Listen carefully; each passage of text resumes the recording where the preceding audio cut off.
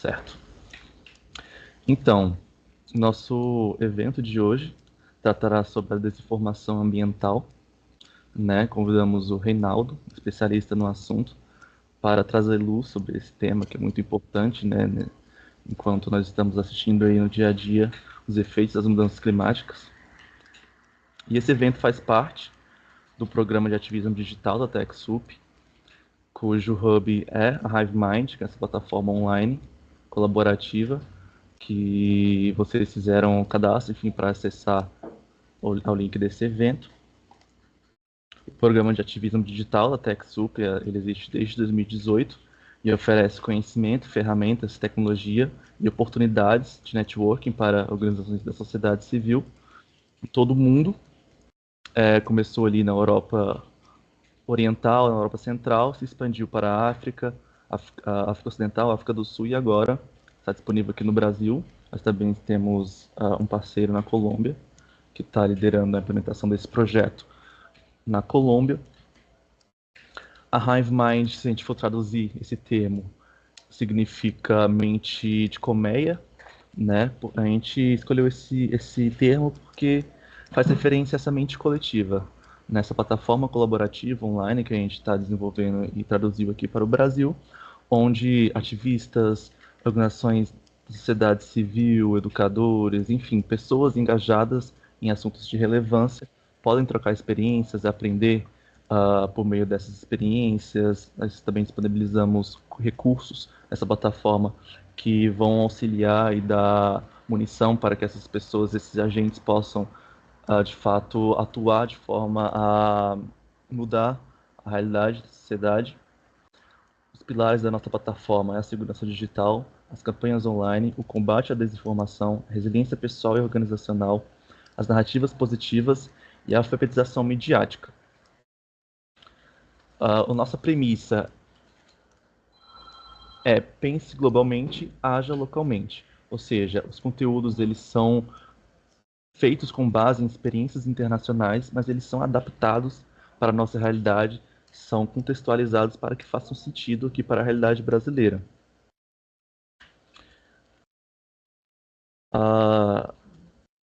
Nós temos alguns recursos, né? Só um minuto, se eu voltar aqui. Alguns recursos, que é o kit de ferramentas, que são algumas ferramentas que só podem ser aplicativos, sites online, que vão poder ser utilizados na prática ali pelas pessoas engajadas nesses temas para ajudar no seu trabalho, no seu dia a dia. Nós temos também um blog nessa plataforma, que nós disponibilizamos artigos de forma regular sobre temas relevantes ligados a letramento digital, ligados a combate à desinformação e a campanhas online, né, construção de narrativas positivas que vão se contrapor a essas narrativas de desinformação. Nós também fazemos divulgação de ações locais, ações relevantes que estão sendo realizadas no Brasil, que têm relação com o letramento digital. Temos também disponibilizados alguns cursos individualizados, cursos com certificado. Hoje em dia nós temos disponíveis cursos sobre combate à desinformação e construção de narrativas positivas. Temos também, estamos organizando eventos no hall dessa plataforma, que é esse evento de hoje faz parte dessas iniciativas. E temos alguns treinamentos online também. Aqui é a página principal da plataforma. Nesse próximo slide vocês vão conseguir ver os links da plataforma e as nossas redes sociais, onde você vai poder ter acesso a atualizações de conteúdos novos, de eventos que a gente está realizando no meio dessa plataforma. E como eu disse, é uma plataforma colaborativa, ou seja, pessoas que tiverem interesse em colaborar com a gente está de portas abertas para receber essas pessoas, conversar, ver qual a melhor forma de poder colaborar e de criar conteúdos para serem hospedados nesse site, nessa plataforma. Novamente, gostaria de agradecer pela presença de todos. Eu vou agora começar a apresentação do tema de hoje, né? Para qual o Reinaldo foi convidado. Só um minuto.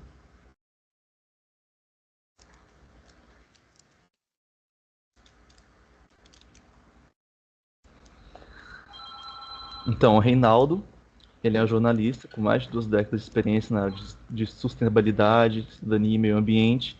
Já atuou como diretor de comunicação do Greenpeace Brasil, é coordenador de comunicação do Instituto A Cato foi, né, coordenadora de comunicação deste instituto. Atualmente é vice-presidente do Instituto Envolverde e consultor da ONG Iniciativa Verde. Ele teve participação em conferências globais como a COP21 em Paris, a Rio+20 no Rio de Janeiro, e ele vai garantir essa visão aprofundada e rica sobre o tema. E gostaria de agradecer pela presença do Reinaldo e poder ter se disposto a colaborar com a gente. E eu vou aqui passando a palavra para ele. Muito obrigado, Reinaldo. Não, boa tarde a todos, obrigado aqui pela presença. Muito obrigado, Vitor, e a Nath, e a TechSoup pelo convite aqui para estar conversando com vocês. Eu acho o tema fundamental para a gente conversar e buscar também unir forças, né? Eu acho que até a atuação de vocês aqui no Brasil é exatamente para aumentar a participação das pessoas. E é com a união de todos que a gente vai conseguir chegar em algum lugar, né? Com a participação, com a cidadania, efetivamente a gente trabalhar juntos para conseguir chegar em algum ponto melhor do que a gente vive hoje. E a gente está vivendo hoje uma emergência climática, né? Quando a gente ainda falava de mudança climática, ela já aconteceu, portanto, nós já estamos na emergência climática. Então, só para um pouquinho do que o Vitor falou sobre a minha trajetória, né? Ela começou já há 22 anos, ainda na época do Greenpeace, quando eu assumi aqui no Brasil a diretoria de comunicação da organização. Antes, eu tinha mais 20 anos de trabalho como jornalista, né? Então, portanto, já são mais de, na verdade, são 44 anos de profissão, né? Não pareço, mas é verdade, já tem tudo isso. E metade da minha trajetória vinculada à área ambiental. Então, a primeira coisa que eu gostaria de dizer a vocês é que houve uma mudança muito grande, né? As pessoas já entendem melhor tudo o que está efetivamente acontecendo. Então, quer dizer, o lado positivo é que hoje há uma consciência maior em função de tudo que vem acontecendo. Então, tem o lado positivo, que é as pessoas entendem melhor a importância da área ambiental. O lado negativo é que os problemas também aumentaram exponencialmente, né? Todas as questões que a gente tem visto ligadas a desmatamento, ao próprio a emergência climática, o problema dos recursos naturais, a qualidade de vida que nós estamos arriscando a partir do momento que a gente não faz as alterações, as mudanças necessárias dos nossos hábitos, nosso modo de vida, acabam cobrando um preço. E, na verdade, cobrar o preço, neste momento específico em que há já um pouco mais de conhecimento e inserção da sociedade no tema, elas têm muito a ver com o tema nosso de hoje, e que foi o convite da TechSoup, que é a desinformação. Essa desinformação associada a mentiras acabam cobrando um preço muito alto. Então, vou fazer uma cronologia, de certa maneira, para chegar no ponto que eu gostaria de conversar mais com vocês, inclusive na abertura que nós teremos aqui para perguntas e bater um papo aqui sobre os temas. É importante a gente chegar nisso. As faces da sustentabilidade, né, que se no passado se falava assim, a parte ambiental, a parte da sustentabilidade, são questões de interesse de uma determinada classe social. Se a pessoa tem um dinheiro, ela vai pensar em consumo consciente, ela vai pensar em coisas que são mais importantes para a vida dela, porque as pessoas que estão na luta do dia a dia, elas estão mais preocupadas, então, eu quero a questão do meu emprego, a questão da minha casa, eu preciso ter saúde, educação. Então, a questão da sustentabilidade, a parte ambiental, parece que é uma outra coisa. Só que hoje a gente sabe que tudo isso é interligado, né? E a sustentabilidade, as discussões da sustentabilidade passam também para a esfera política, econômica, na cultura, em todas as relações, sejam elas nacionais e internacionais. E uma coisa que é importante, para fique muito claro para todos, né? Não existe a questão geográfica, geopolítica mundial, ou seja, nós vivemos no Brasil, nós vivemos no hemisfério sul, então o que a gente faz aqui não afeta o resto do planeta, ou o contrário, né? O que acontece no hemisfério norte, ou se explodir uma bomba nuclear lá na Ucrânia e na Rússia, né? Que a gente tem que até que bater na madeira para não imaginar uma tragédia como essa, como se isso não tivesse nada a ver com a gente. E é fundamental que se entenda todos os impactos que são ocorridos em qualquer região, seja a contaminação do rio, um impacto maior, um desmatamento, um incêndio florestal, tudo isso acaba afetando porque nós vivemos no mesmo planeta, né? E nós temos a mesma questão que tem que ser vista, ou seja, nós temos que atuar em função de uma coisa finita e de algo que a gente discute bastante, ou seja, uma coisa que é importante também na COP21, lá em Paris, e se falava bastante, eu acho que já se falava antes, mas que reforçou muito, não existe planeta B, né? Que a gente fala assim, se o plano A não der certo, a gente vai para o plano B, ok. Só que até o momento, e a gente ainda imagina que isso não ocorra nos próximos séculos, a gente não vai ter o planeta B. Portanto, não existe um segundo plano, nós temos que ter um plano único que é cuidar do nosso planeta. E voltando à questão dos fatos que têm se multiplicado e fazendo com que as pessoas entendam melhor que, seja rico ou seja pobre, seja que tenha mais condições ou viva num lugar melhor que outros, os fatos ligados à sustentabilidade, os impactos causados, eles atingem proporcionalmente, mas atingem a todos. Né? Nós vimos recentemente São Sebastião, com as piores chuvas já registradas no Brasil. O Pantanal, que a cada ano, isso foi em 2020, agora nós estamos vendo em 2024 os incêndios, o que é a grande caixa d'água do mundo, considerado o Pantanal, a região, está ficando sem água, os incêndios estão se multiplicando. A gente teve incêndios terríveis na Califórnia, os calores cada vez maiores no hemisfério norte, principalmente na Europa. E aí, por isso que eu estou deixando em destaque Rio Grande do Sul, que foi uma coisa absolutamente chocante o que aconteceu num dos estados mais desenvolvidos do país, viveu uma situação absolutamente inimaginável no passado, mas que os cientistas, desde que a gente tem visto a divulgação dos relatórios do IPCC, que é o Instituto de Pesquisas das Mudanças Climáticas, que são mais de 3.000 cientistas do mundo todo, que ano a ano têm dito, olha, a situação está piorando, nós estamos cada vez numa situação mais crítica, com problemas que vão se multiplicar. E eles já estão aqui, né? Eles já chegaram. Pode passar para a próxima, Vitor. E aqui apenas, olha, um fragmento de todos os problemas que a gente relatou até agora no Rio Grande do Sul, né? Porque só quem está lá efetivamente está vivendo essa situação terrível. E ao mesmo tempo que existe a solidariedade humana, que existem as ações que estão sendo colocadas em prática para minimizar o problema, a questão que ali houve um erro coletivo, né? Uma questão que vem não só dos problemas globais, né? Que a gente sabe exatamente, o aquecimento global provocou uma mudança terrível nos ciclos naturais, né? Porque tudo bem, chovia bastante no Rio Grande do Sul em determinadas épocas, mas choveu muito mais, e as cidades da região e a sua capital, Porto Alegre, não estavam preparadas minimamente para qualquer coisa semelhante ao que poderia acontecer, e efetivamente aconteceu, né? Algumas, de certa maneira, a gente tem que levar isso como lições para tanta tragédia, né? Primeiro, prevenção, né? A gente não vê isso acontecendo praticamente em nenhum lugar do Brasil, né? A prevenção vem de você ter áreas verdes para poder absorver as chuvas, né?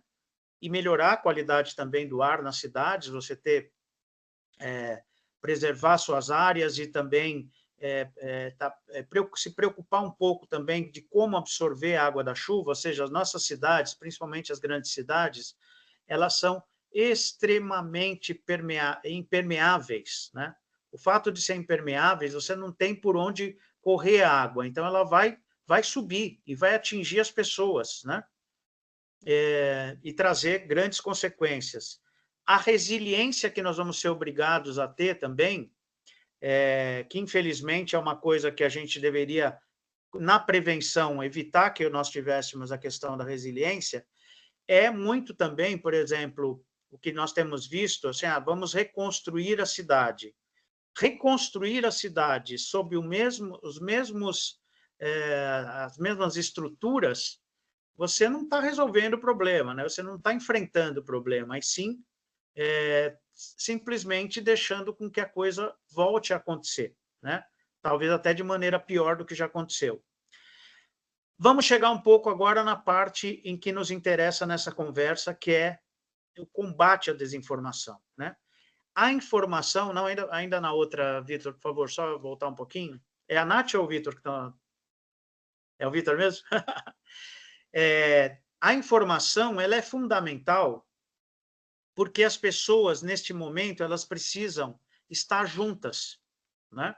Seja antes de uma tragédia, né? Mas com certeza na tragédia a informação ela é fundamental, a boa informação, que vai ajudar as pessoas a agir da melhor maneira possível e não ficar à mercê de ações que estejam negativas, que desmobilizem as pessoas. Isso que é fundamental. Nesse momento, a gente viu, até nas imagens que eu mostrei anteriormente, a solidariedade, as pessoas trabalhando junto. Imagina só se vem alguém e fala, não, está tudo errado, não estão fazendo o que tem que fazer, aí as coisas ficam muito piores, né?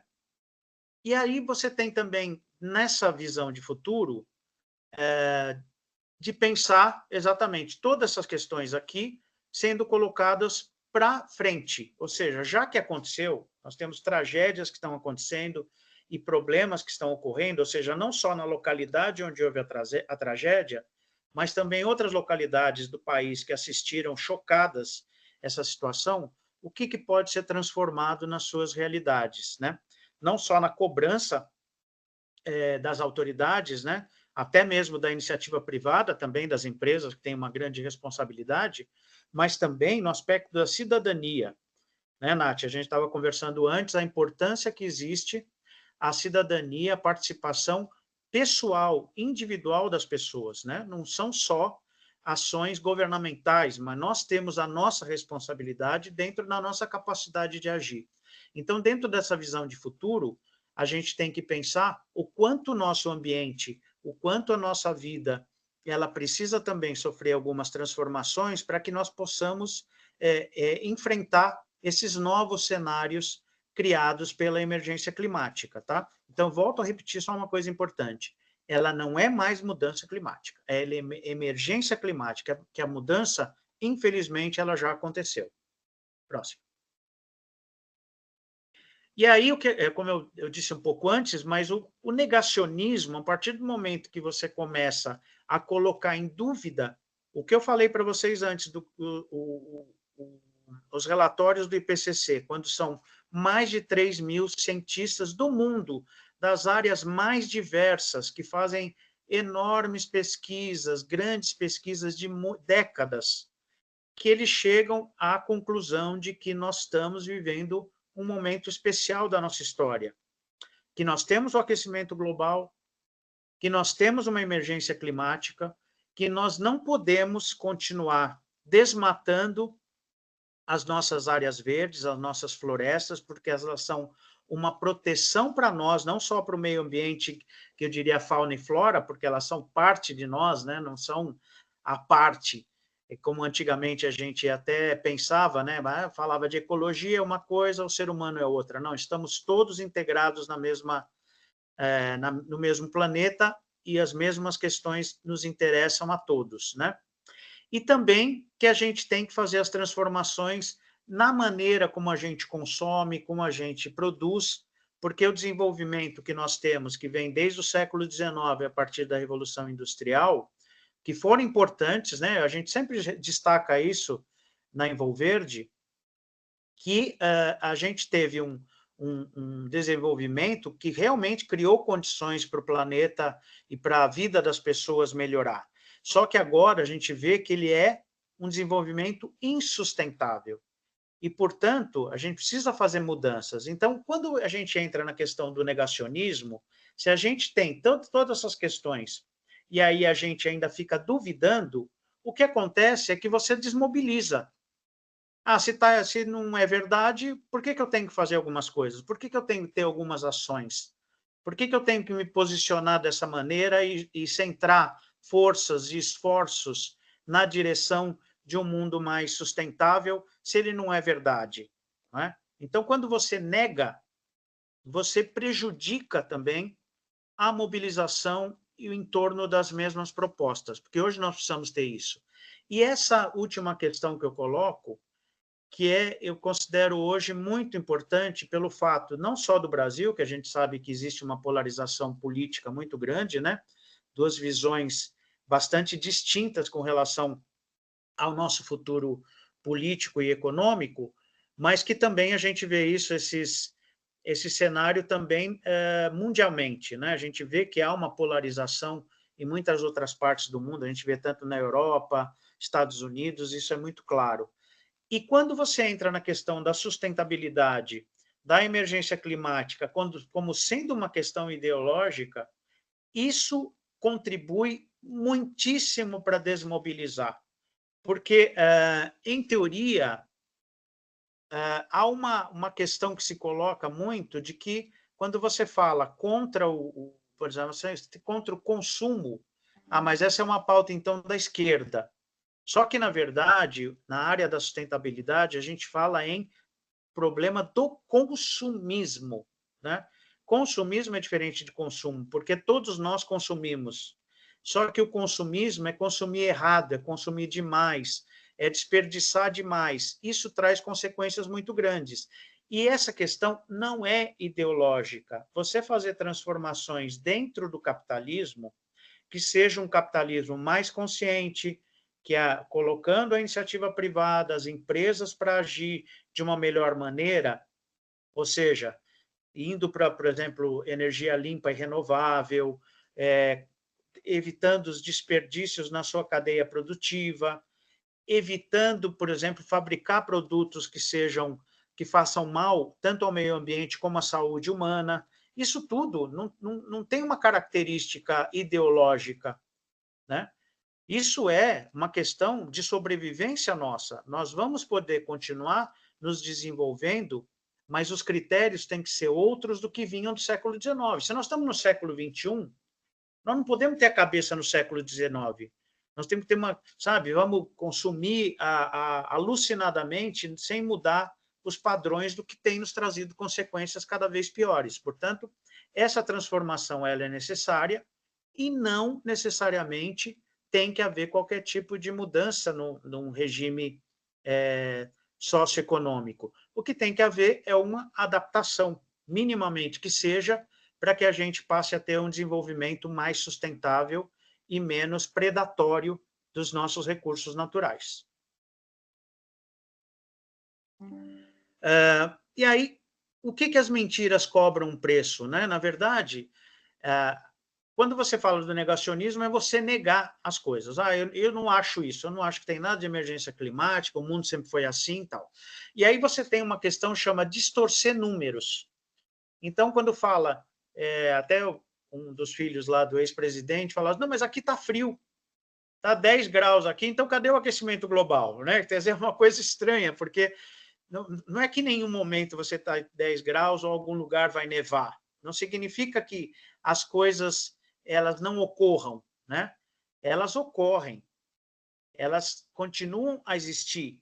Ainda períodos de frio, apesar de que, por exemplo, no Brasil tem sido quase que só exatamente no sul do país nós temos visto uns frios mais intensos, e o que tem se prevalecido mesmo são ondas de calor muito maiores, principalmente aqui onde eu estou, no Sudeste, em São Paulo.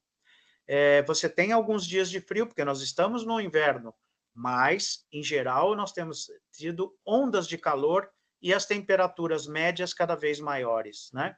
Então, quando você pega os números, você tem que olhar, são períodos maiores, pesquisas que mostrem quais são as situações e o que se tem visto ao longo do tempo. Não assim, hoje está 5 graus, então não existe aquecimento global, né? Quer dizer, não é assim que as coisas se definem. Inventar fatos, né? Ou omitir fatos trazem consequências muito grandes também. Então, é muito importante, eu como comunicador e sendo um jornalista já que venho, trabalhei muito tempo em televisão, trabalhei em rádio, eu já escrevi em revista, fui colunista da Carta Capital. Então, claro que eu tenho um viés muito mais voltado para a imprensa, que, de certa maneira, fazia sempre o trabalho de ouvir o outro lado, de buscar grandes especialistas, ouvir fontes que são importantes, né? E aí a gente tem que tomar esse cuidado também, porque existem pessoas que apresentam, às vezes, estudos e dizem, não, aquecimento global não existe. Então, eu tenho colocado nesses últimos tempos, apesar de tantas discussões, porque a pessoa, às vezes, fala assim, você está conversando com alguém sobre um tema, mas isso não... Está vendo muito desmatamento na Amazônia. Aí vem, não, mas tem um especialista, que eu coloquei aqui, Zé das Couves, né? Que ele afirma que não, que o desmatamento está sendo o menor da história. Quem é esse especialista, Zé das Couves? Ele mora lá, não sei aonde, e é de uma faculdade tal, né? Então, às vezes você tem que ver qual é essa fonte. É uma pessoa que tem credibilidade para falar isso? De onde que ele tirou esses dados, sabe? Ele criou um estudo, ele enviesou, porque aí tem isso também, ele distorceu, ele inventou, omitiu fatos para chegar nessa pesquisa, porque nós vivemos também, e é muito importante a gente destacar isso, que desde 2013, quando nós tivemos, no caso especificamente do Brasil, uma intolerância com o lado político, nós tivemos tudo que vem das autoridades são coisas enviesadas, são mentiras. O que tem por trás disso? Então, quando, por exemplo, vem uma instituição, seja privada ou pública, que mostra um determinado estudo, você fala assim, mas qual é o interesse desse estudo? Mas quem são as pessoas que estão fazendo esse estudo? Por exemplo, o INPE, o Instituto Nacional de Pesquisas Espaciais, que tem satélites, tem pessoas do mais alto gabarito, e eu trabalhei, inclusive, com o Ricardo Galvão, que era o diretor do INPE, ainda na época do Bolsonaro, que o Bolsonaro dizia que não estava errado os estudos, né? Isso é coisa de comunista, né? E o Ricardo Galvão disse o seguinte, olha, não dá para ouvir, a gente não está num botequim, batendo papo e bebendo cerveja para ficar falando qualquer coisa. O estudo do INPE é um estudo sério. Ele está mostrando com dados, pesquisas, com estatísticas de que a situação do desmatamento é tal. E não é com achismo, com conversa, que você muda a história. Tanto é que ele foi, obviamente, demitido, né? Próximo, por favor, Vitor. Bom, aí nós temos assim, diante desse cenário, né, que depois eu vou estar aberto também para discutir, para ver se vocês concordam ou não comigo, mas eu vejo assim, existem os papéis a serem exercidos pelas pessoas, né, desde dos nossos comunicadores, das autoridades, tal, mas o papel da sociedade, né? O papel da sociedade, em primeiro lugar, é apoiar a educação. A gente tem visto também que, nos últimos anos, se coloca muito em foco e em xeque a participação das escolas. Eu tenho uma filha de 17 anos, hoje, que desde pequena na escola ela já via e era discutida a questão ambiental. Então, essas crianças, elas, de certa maneira, já começaram a ser formadas dentro de uma outra visão de nós que somos mais velhos, eu bem mais velho que a Nath e que o Vitor, mas talvez até eles mesmos, não sei o quanto receberam de informação na escola sobre as questões da sustentabilidade. Eu imagino que tenha sido pouco. Na minha, então, menos ainda. Essas crianças dessas novas gerações, elas já recebem um pouco mais de informação quanto à necessidade de poupar água, energia, de ter maiores cuidados com o meio ambiente. Então, isso já representa um papel muito importante. E questionar a educação e o papel das escolas nesse processo acaba sendo muito ruim. Então, o que puder caber a nós apoiar a educação, ela é muito importante para que a sociedade possa ter um enfrentamento mais positivo de tudo que tem vindo aí nesses últimos tempos. Exercer a cidadania responsável. Uma coisa que eu tenho dito já há bastante tempo é que, a partir do momento que a gente exerce a cidadania, boa parte das questões ligadas à sustentabilidade já se resolvem. Por quê? Porque eu assumo o meu papel de protagonista naquilo que eu faço, não só com a separação de lixo, mas na cobrança do meu vereador, do meu prefeito, ou também na forma como eu exerço a minha atividade diária nos espaços públicos, né? De entender que o espaço público me pertence, né? Não é só a minha casa que me pertence, mas a praça, a rua, não é terra arrasada, não é terra de ninguém, é minha também, faz parte da minha vida. Isso também é muito importante, porque exercendo esse papel, uma parte importante acaba se solucionando também na vida mesmo em sociedade, né? Em comunidade, entre as pessoas, isso contribui muito para melhorar o nível de tudo, né? Inclusive das relações humanas, né? E reforçando, novamente, a sociedade precisa se informar corretamente. Veja de onde, quais são as fontes em que você está recebendo as informações, e a partir dessas informações você está tomando alguma atitude. E quando você toma alguma atitude, é muito importante que ela seja feita a partir de dados e informações corretas, né?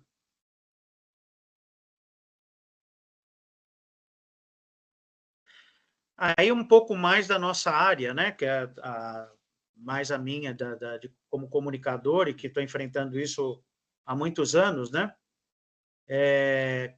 Quando nós atuamos dentro da comunicação, e até a TechSoup também, né, como um importante radiador de comunicação para as comunidades, as informações aprofundadas, elas são essenciais.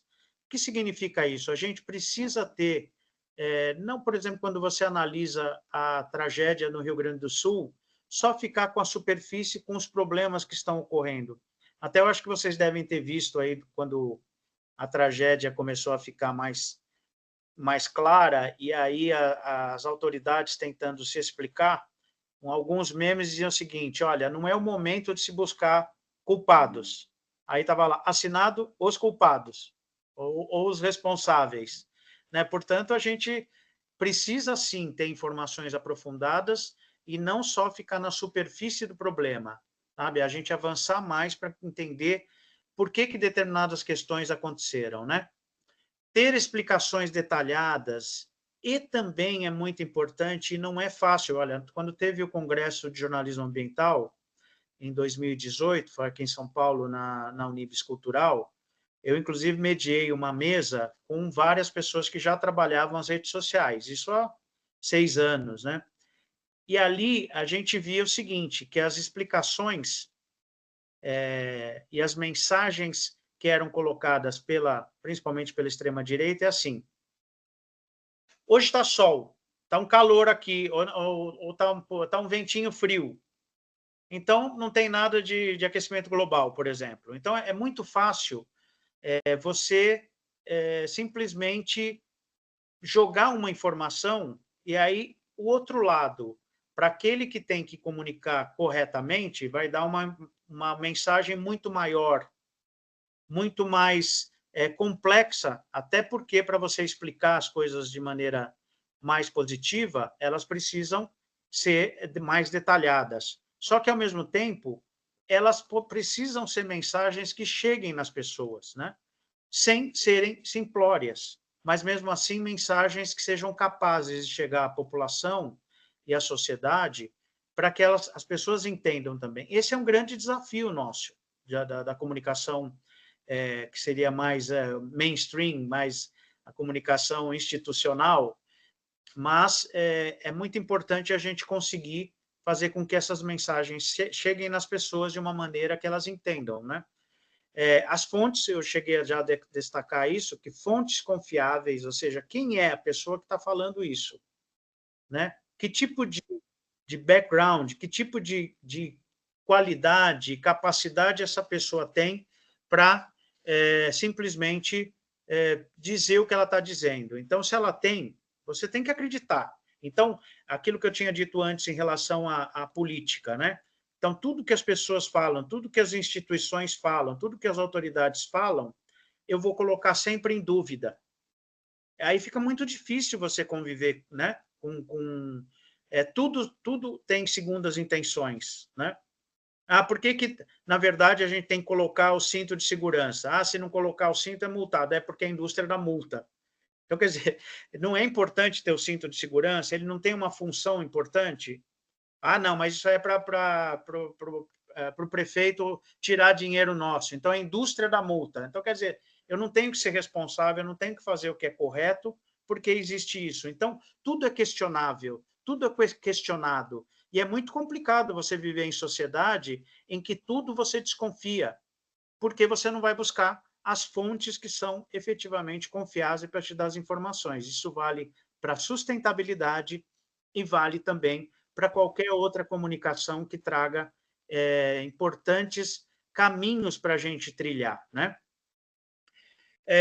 E a gente tem falado muito isso na área de comunicação, sobre a transversalidade das pautas, e aí transversalidade de todos os temas em que nós vivemos. Como eu falei lá no começo, que na política, sustentabilidade tem a face da política, a sustentabilidade tem a face econômica, cultural, então em tudo a gente tem que pensar no que aquilo terá consequências para o nosso futuro. Porque, se vocês lembram, como é que a definição da sustentabilidade é você viver hoje, né? Você ter os consumos de hoje, você ter um modo de vida hoje que não comprometa o futuro.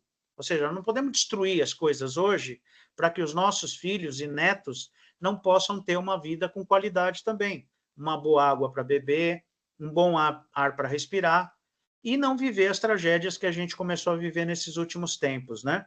Com chuvas torrenciais, secas absurdas, incêndios, ou seja, a gente tem perdas econômicas, a gente tem perdas de vidas, então são tragédias que trazem consequências imensas.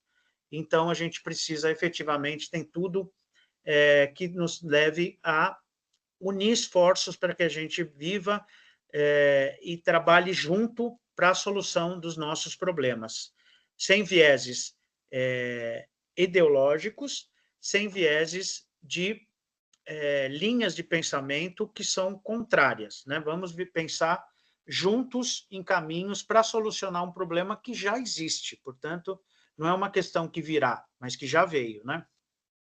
Já chegou. Bom, queria agradecer, coloco aqui a nossa imagem do planeta Terra, exatamente porque, como eu disse antes, aquela história de não existir o planeta B, nós estamos aqui dentro e, portanto, nós precisamos cuidar do que nós temos da melhor maneira possível e fazer com que as nossas consequências futuras sejam para trazer melhorias para que a gente avance nesse planeta nosso aqui. Aqui estão algumas das minhas redes, mas só para vocês ficarem, se quiserem depois falar comigo, fiquem à vontade e estou à disposição. Excelente. Muito obrigada, Reinaldo, foi ótimo. Acredito que foi muito esclarecedor. Eu até depois, se vocês quiserem pensar, eu coloquei algumas perguntinhas aí para todo mundo que está participando, para a gente entender melhor, a gente se entender melhor, né? Queria pontuar algumas coisas aí que foram faladas, questão do negacionismo, a gente estava aqui uma hora assim rindo, mas lembrando que quando eu na escola comecei a aprender sobre água, sobre escassez, eu lembro dos meus avós e dos meus pais até falando assim, isso é mentira, Eu estudo isso, meu avô falava, eu estudo isso, sempre ouvi falar que a água acaba aí. A gente está aí, ó, você estudando a mesma coisa e não acaba. A gente tem por ser humano e talvez por ser limitado, né, finito, a gente tem dificuldade de enxergar um todo muito longe. E é aí que a gente tem que, talvez, estudar e sempre estar com a mente aberta, tentando compreender que, embora sejamos finitos, a gente tem que tentar ter uma visão mais a longo prazo, uma visão do maior do todo. E aí também foi pontuada, né, Reinaldo, a questão da desinformação.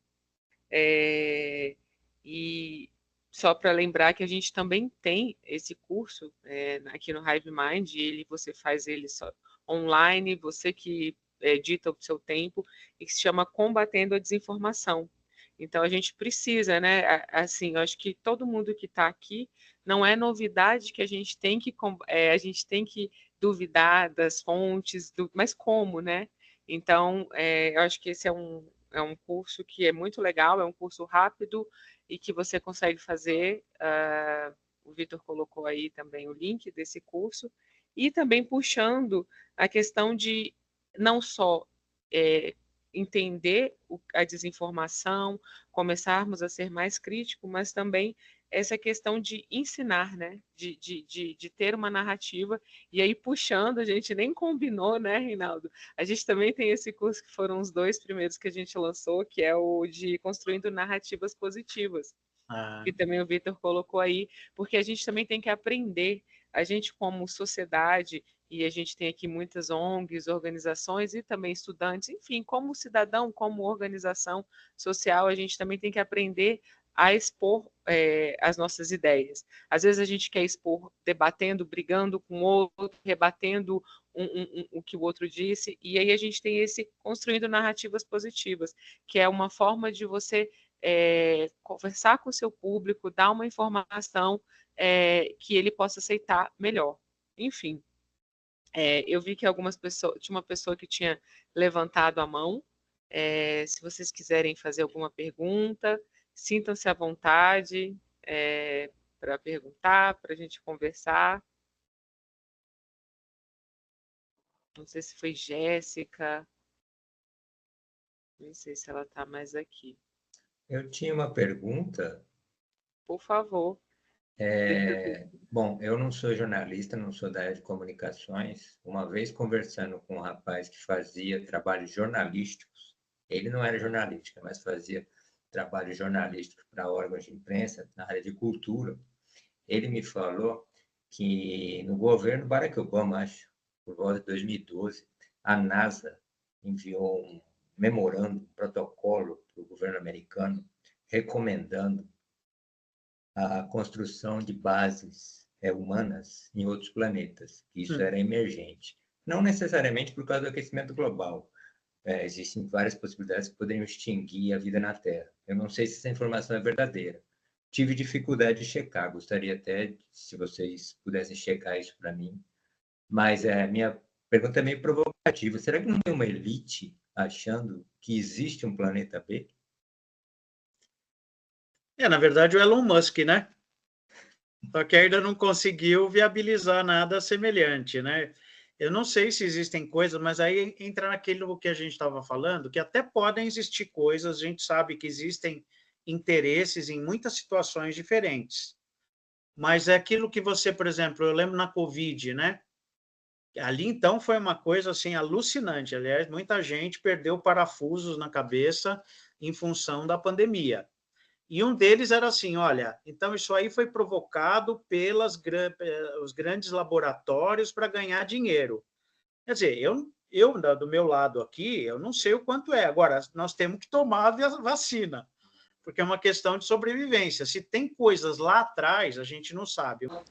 Então, é muito complicado isso, né? Você não viabilizar ações a partir do que a gente estava colocando um pouquinho aqui, do negacionismo, né? Às vezes é preciso, não, eu não gosto da ideia, mas se tem um relatório gigante aqui, como é que eu vou achar alguma coisa? De onde que eu estou achando? Se isso aqui é uma informação forte, isso aqui tem que prevalecer sobre uma ideia que eu estou achando, né? Simplesmente, né? Desculpa. A gente tem lá na nossa plataforma do HiveMind, como eu disse anteriormente, a gente disponibiliza algumas ferramentas que a gente encontrou na internet, enfim, e lá tem uma ferramenta de detector de fake news, que eles usam uma inteligência artificial, foi feito inclusive por pesquisadores da USP, que você consegue colocar lá o texto da notícia, né, a manchete, enfim, eles fazem com base em uma linguagem que é comum de fake news, eles conseguem identificar mais ou menos qual a possibilidade daquilo ser fake news ou a possibilidade daquilo não ser fake news. Uhum. Então a gente tem essa ferramenta lá no HiveMind, assim como outras também.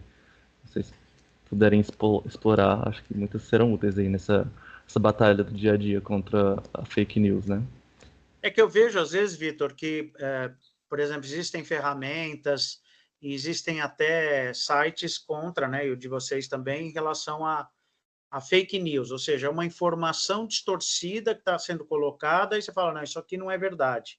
Por exemplo, o que ele colocou, quer dizer, existe uma elite por trás do negócio, isso, por exemplo, não é uma coisa que seja necessariamente fake news, mas é uma coisa desmobilizante a partir do momento que fala, não, a Covid, isso aí é mentira, sabe? Não vou tomar vacina porque a vacina vai me fazer virar jacaré. Então, quer dizer, tudo bem, se isso é uma fake news, mas, ao mesmo tempo, se eu achar que é uma questão dos laboratórios só para ganhar dinheiro, isso não é uma coisa que você consiga comprovar, né? Exato. Que aí, no caso, entra na Fica no seara achismo mesmo. então, da achismo, da crença ali do... E a gente sabe que uma das coisas que a fake news ela utiliza, né, é uma questão de sentimento, né? Ela utiliza muito emoções. Então, Sim. assim, a gente não entrando em socialismo, capitalismo, nada disso, mas a gente entende que, por exemplo, você falar de os grandes milionários têm isso, te gera uma indignação, tipo assim, Exato. mexe com o seu sentimento. Então, assim, eu não posso te afirmar que é fake news ou não, mas isso também é uma dica para quem está falando, quando é uma fake news, quando você começa a ter uma análise mais crítica, quando aquilo mexe com você, sabe quando você lê um negócio, seu coração parece que acelera, você tem que sentar e falar, calma aí, pode ser verdade, pode ser, né? Exato. É uma das características assim que eu falo para as pessoas que a gente tem que ficar de olho quando é uma das grandes características da fake news, usar o seu emocional. Então, ele pega assuntos que te balançam, que te deixam emocionalmente mais fragilizado ou mais tocado, e aí utilizam isso. Então, assim, são dicas, por isso que a gente falou desses dois cursos, Fernando. Eles são cursos de iniciantes, mas já é um começo para a gente é um começo, né, para entender como é que funciona essas ferramentas. A gente fala um pouco lá de propaganda, não de propaganda de publicidade de propaganda, mas aquela propaganda que começou ali na Rússia, que teve na União Soviética. A gente fala mais desse realmente do termo propaganda. Então é bem legal, é bem legal. Bom, alguém mais gostaria de falar? Reinaldo também, Fernando, não sei, alguém mais gostaria de colocar algum ponto, alguma pergunta? Duas pessoas com as mãos levantadas. Eu acho que Então vamos lá, Grupo Sabá. Oi, boa tarde, meu nome é Sandra dos Santos. Bom, sou conhecida como Sandra dos Santos. Estou em Boa Vista, Roraima, aqui na Pontinha, Extremo Norte. Parabéns pelo curso, né? De uma maneira ou outra, é um curso que acaba acrescentando.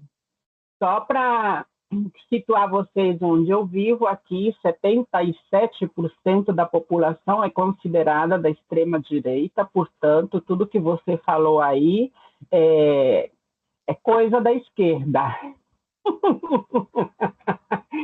E, infelizmente, o que eu percebo hoje, quando a gente faz uma análise da nossa sociedade como um todo, a gente tem um grande número de pessoas fazendo uso de tecnologia, né, de acesso ao WhatsApp e a outras redes sociais, mas a maioria da nossa população ela não está treinada e preparada para verificar o que é fake news ou não.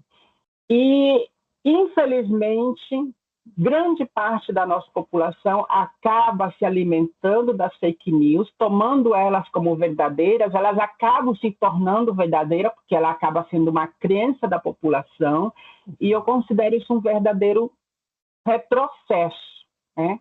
Porque é muito difícil você acabar mudando ou fazendo essas pessoas entender que o que ela está absorvendo, o que ela está consumindo, não é verdadeiro. Porque aqui, por exemplo, tem pessoas que elas realmente acreditam que a Terra é quadrada, né?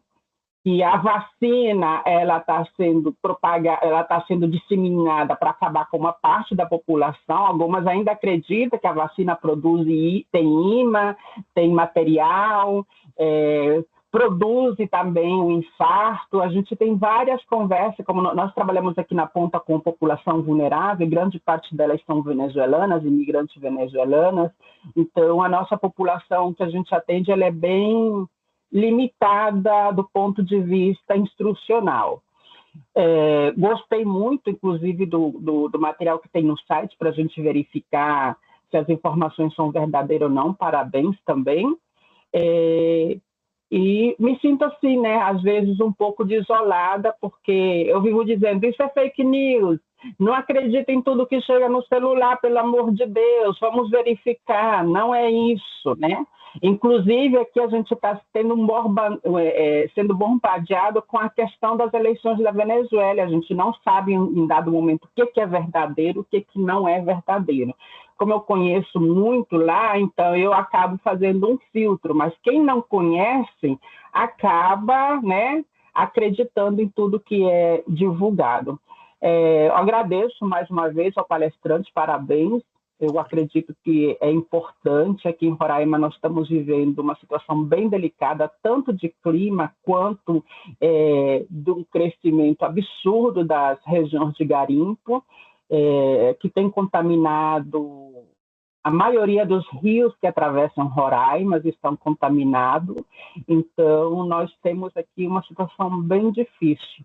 E você fazer entender que essas pessoas que estão indo para o garimpo, que elas dizem que estão trabalhando e estão tentando, estão tirando o seu sustento, de que o que elas estão fazendo é destruir a vida, ou pelo menos diminuir a qualidade da vida dos nossos futuros descendentes.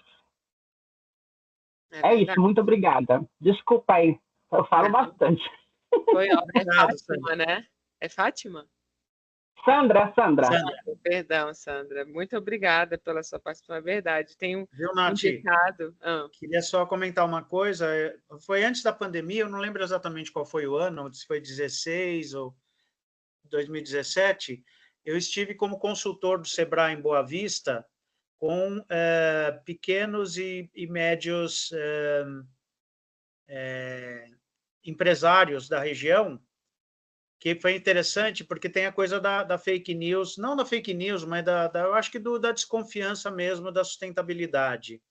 Então, eu fui na Feira do Empreendedor em Boa Vista, junto com 3 ou 4 empresários de outras regiões, para contar que uma pequena empresa ela pode ser mais sustentável, sim. A sustentabilidade, na época, não precisava ser só de empresas grandes. Para ser sustentável, eu preciso estar com a minha vida financeira resolvida. Portanto, é só uma grande empresa que tem dinheiro para botar nisso. Aí eu botava pequenos e médios empresários para contar as experiências deles, que, olha, dá para ser mais sustentável e também ou ganhar mais dinheiro ou reduzir meus custos em função de ser sustentável. Então, eu acho que também tem esse aspecto, Nath e Vitor, né, que são importantes, são exemplos. Você mostra os exemplos de coisas que estão ocorrendo, que podem ser feitas, e aí a pessoa fala, bom, se esse aí está fazendo, pode ser que seja bom, né? Está dando certo. É verdade. É verdade. E só finalizando, né?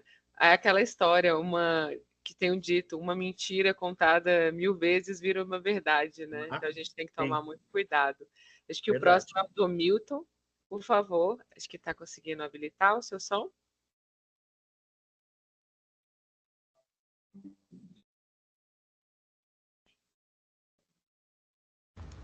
Acho que você está mudo, Ainda está mudo. É só cair no microfone.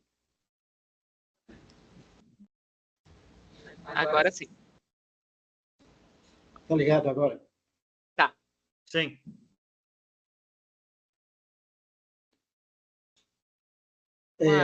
Boa tarde. Boa tarde. Eu sou indígena Carajá, do povo Mato Grosso, né? Eu ouvi a palestra aí, muito interessante, né? Muita fatores, né?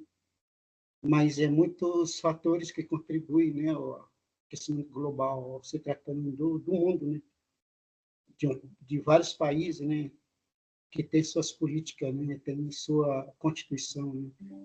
E nós aqui, né? Como parte do Brasil, e a gente pensa a visão dos povos indígenas é completamente diferente, né? A gente prega o bem viver, né?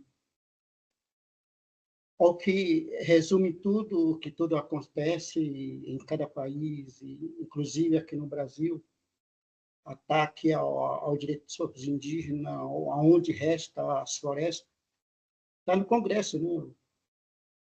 O que resume tudo isso é a ganância de ter questão material, lucro, e não enxerga a população. É o que a gente vê no Sul, né? Mesmo que se investisse, mas negou de fazer as coisas, a sociedade que paga por isso, né? E esse desmatamento que ocorre, logo a gente teremos furacão, porque não tem a floresta para desmanchar, né? Igual ocorre lá nos Estados Unidos, destrói as casas. Então, resumindo tudo, essa visão que a gente tem a respeito da ganância, né?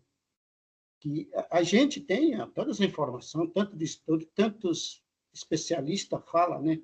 Se posiciona e avisa, né? Que o governo agisse, né? Dentro da possibilidade, né? De evitar, prevenir, né?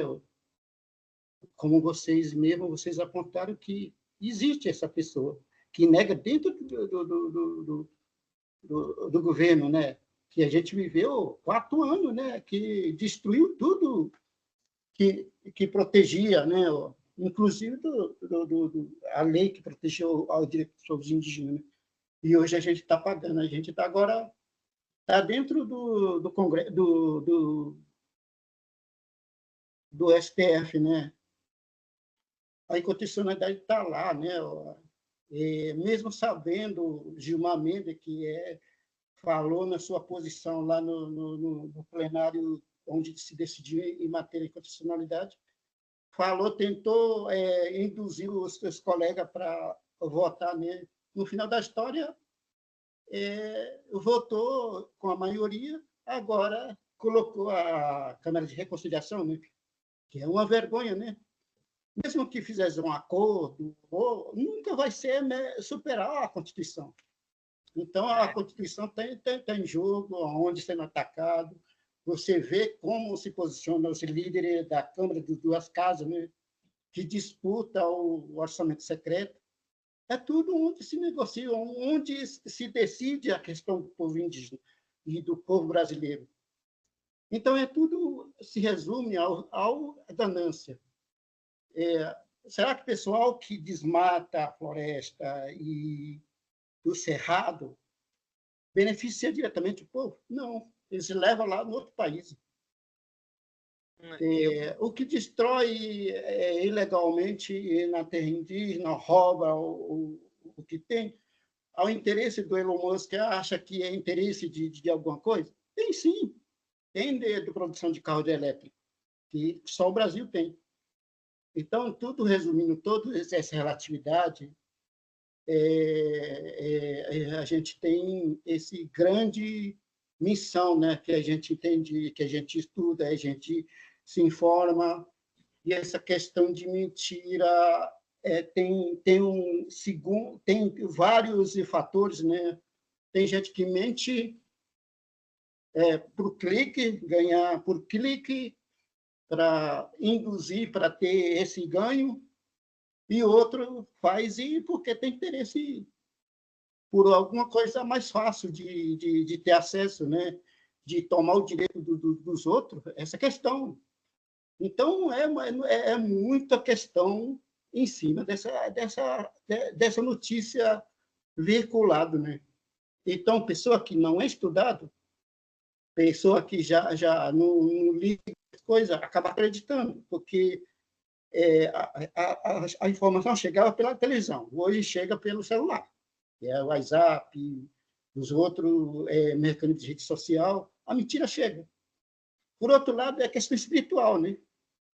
Sempre quer fazer o mal com a intenção de atingir daquela grupo, né? Então, muitos fatores que engloba essa destruição do nosso planeta, né? Então, nesse sentido, o que você enxerga em relação a isso? Aqui está lá representado o povo indígena, mas não representa nada, é só interesse. Claro que maioria dos parlamentares são detentores de grande terra, né? Então, prega lá não é por causa do povo, eles pregam por conta dele mesmo. O povo é que é representado como nós. O que você enxerga em relação a isso? Olha, o teu estado é um estado grande produtor de alimentos, produz muita coisa para o país, ele é importante, e, ao mesmo tempo, tem muito conflito aí. É impressionante a quantidade de conflitos que existem de terra. Claro que essas questões ligadas, por exemplo, aos povos tradicionais, isso realmente é um conflito bastante difícil, porque acaba envolvendo muito a questão financeira mesmo, os interesses econômicos desses grupos. Mas, ao mesmo tempo, eu acredito que seja um grande tiro no pé o fato de grandes agricultores, grandes produtores, não estarem atentos para as questões ambientais e de desflorestamento. É algo assim que é muito difícil de entender, que esses produtores que têm uma mentalidade um pouco mais atrasada, pode-se dizer, eles estão dando um tiro no próprio pé, porque eles vão sofrer consequências, já estão sofrendo com mudanças grandes, inclusive em perda de produções, perda de colheita, mudança no regime de chuvas, né? Então, mesmo que existam conflitos que são um pouco diferentes da questão puramente ambiental, mas são puramente econômicos, né? A gente tem muitas questões aí que poderiam estar mais próximas de uma solução se houvesse um pouco mais de conscientização desses grupos, né?